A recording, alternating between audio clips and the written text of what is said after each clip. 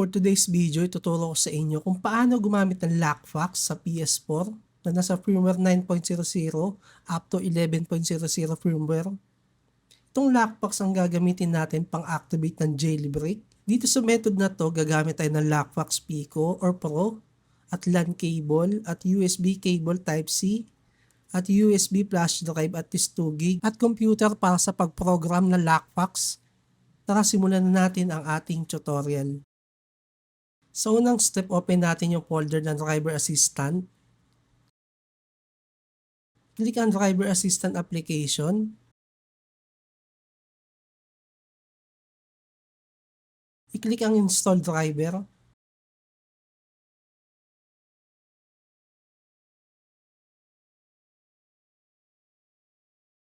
Para sa second step natin, open natin yung SoC Toolkit folder.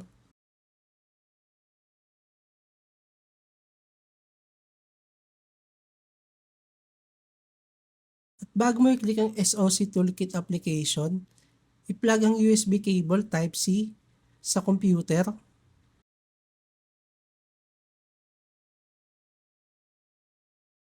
At i-connect ang USB cable Type-C sa LockFox.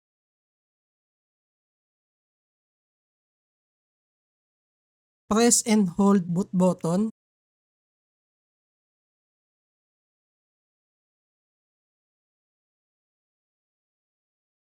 Dapat mag-appear sa USB yung Mascom 13, ibig sabihin na-detect yung LockFox natin. Dito sa chip selection, piliin nyo lang kung ano yung chip ng LockFox nyo. Ang gamit kong LockFox Pico, so 1103. Kung LockFox Pico Pro ang gamit mo, piliin mo yung 1106.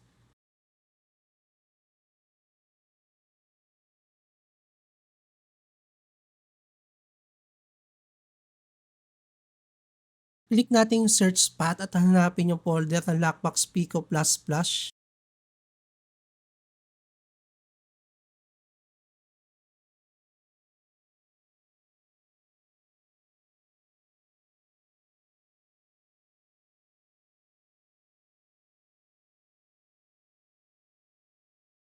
Click natin sa pinaka-top for select all. Check ang reset. I-click ang download. Hintayin hanggang mag-download done.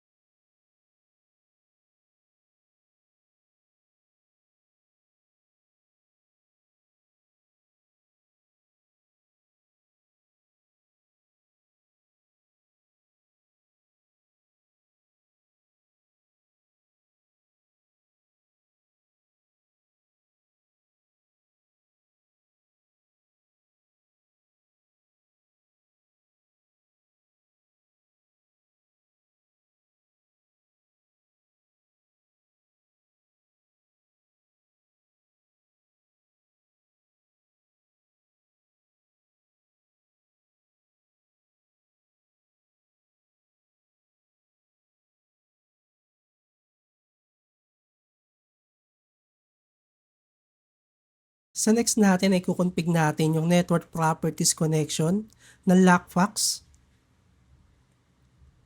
Hanapin lang natin ang network and internet. Click change adapter option. Ito yung LockFox natin na kailangan natin i-config yung network properties. Right click lang natin. Click ang properties.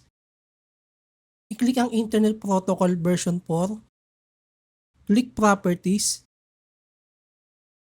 Click use the following IP address.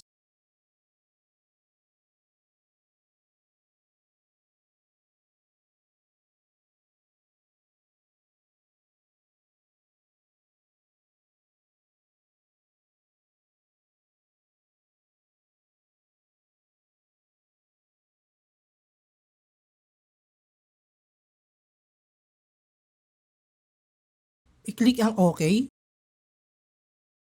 Then close natin. Sa next step natin, install natin yung MobaXterm installer. Install natin itong MOBA Xterm, then right click and install.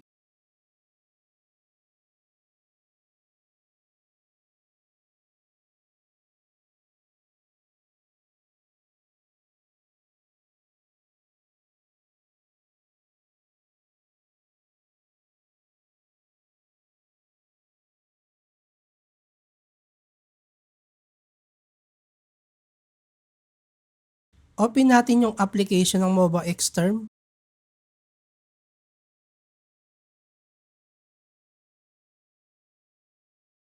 Punta lang tayo dito sa session. I-click natin ang new session. I-click ang SSH. Dito sa remote host, type natin yung 172.32.0.93.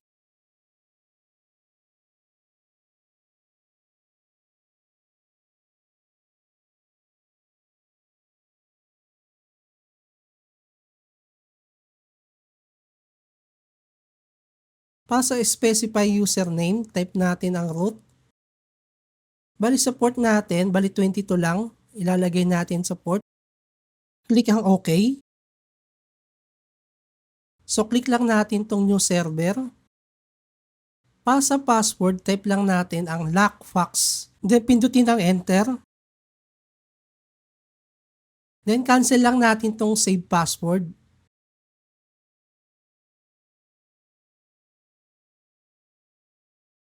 Hanapin natin yung folder ng PPPWN Lockbox.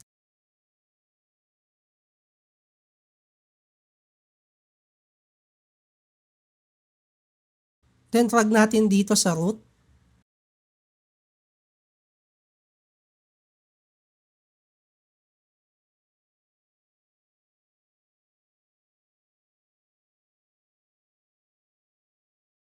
Double click dito sa CMD note. So copy lang natin itong nasa note.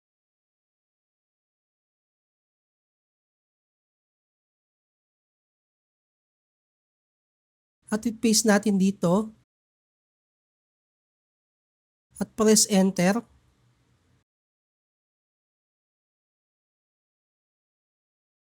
Type lang ang letter na napili nyo na firmware ng PS4 nyo.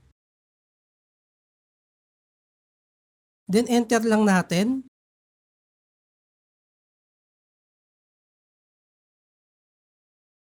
I-type ang Y for yes. Then enter lang natin. Para sa web server features, so type lang natin ang yes. Type natin yung letter B para sa compatible sa lahat ng PS4 model.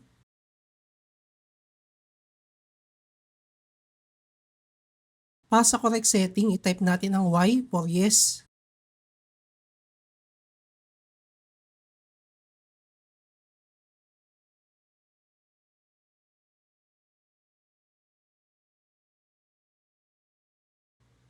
Then, pwede na natin i-close ang MOBA Xterm.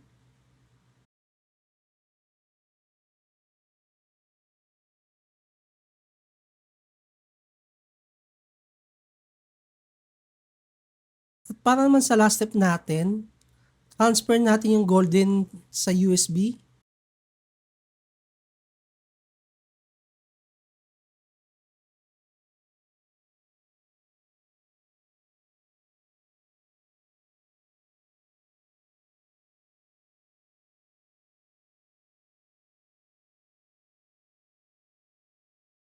At i-plug ang USB sa ating computer.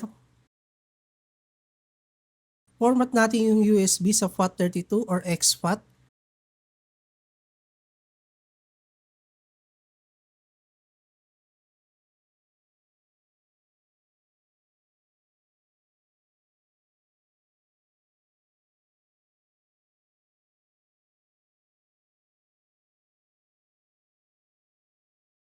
Pagkatapos, transfer lang natin itong golden.bin sa mismong USB.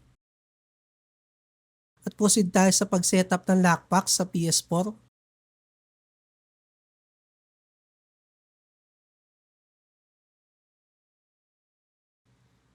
Pag setup ng lockbox, isaksak lang natin yung LAN cable dito sa lockbox at sa LAN port ng PS4. Connect lang natin tong USB Type-C cable dito sa Lockfox at i-plug sa USB Type-C cable sa USB port ng PS4.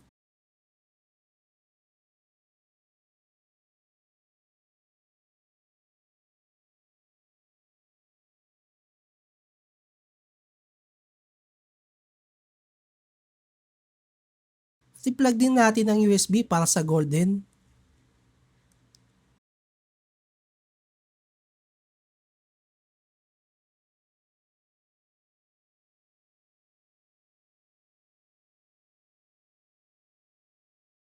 So hintayin nyo lang mag-appear sa notification screen ng PS4 nyo ang Golden at payload successful loaded. May times talaga na sobrang tagal mag-process ng jailbreak. So kailangan nyo lang hintayin hanggang lumabas yung Golden.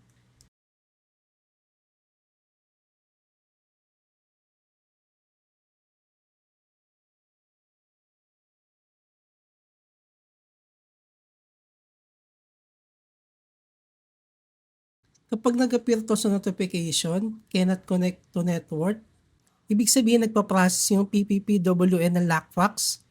So hintayin nyo lang mag-appear sa notification ang Lockfox.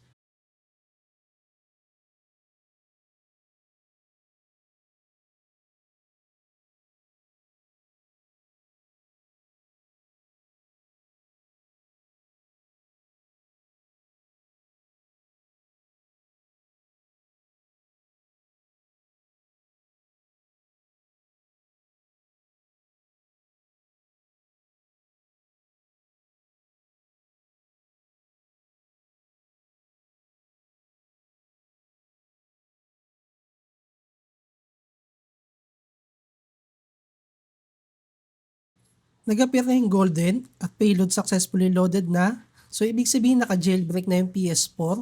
So na-activate na natin yung jailbreak. So may makikita tayo sa pinaka-top ng setting na Golden. So ibig sabihin pwede ka na mag-install ng mga PKG file. At pwede ka na din mag-play ng mga games na naka-install sa yung PS4 na mga jailbreak games. Once na-activate na natin yung jailbreak, so kahit hindi na natin saksak ang USB, so na-open natin yung PS4, isang beses lang natin gagawin.